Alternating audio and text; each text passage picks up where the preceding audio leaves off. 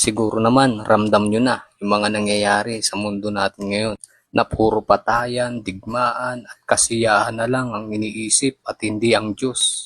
Pero bulag pa rin tayo, nakakalimutan natin na namamatay tayo. Nakakalimutan din natin na may Diyos tayo kasi ang isip natin nakapokus na lang sa mundong to. Ang akala rin natin pag namatay tayo, tapos na. Pero ang katotohanan, hindi pa.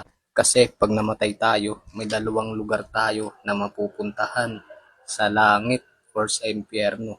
Kaya habang may pagkakataon pa at habang may buhay pa, sumunod at tanggapin natin ang Panginoon bilang Diyos at tagapagligtas. Kaya wag tayo magsayang ng oras at araw kasi walang sinabi ang Panginoon kung kailan siya darating. Pero ito lang yung malinaw na nakasulat sa 2 Peter 3 verse 10 to 11. Sinasabi po dito, pero ang araw ng Panginoon ay darating na parang magnanakaw. Sa araw na yon, mawawala ang langit kasabay ng malakas na tunog. Masusunog at mawawasak ang lahat ng nasa langit at mawawala ang mundo at ang lahat ng nandun. Since sa ganitong paraan wawasakin ang lahat, paano kayo dapat mamuhay ngayon?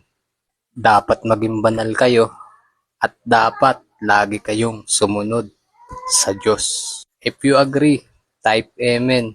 Thank you, Jesus. God bless. Peace.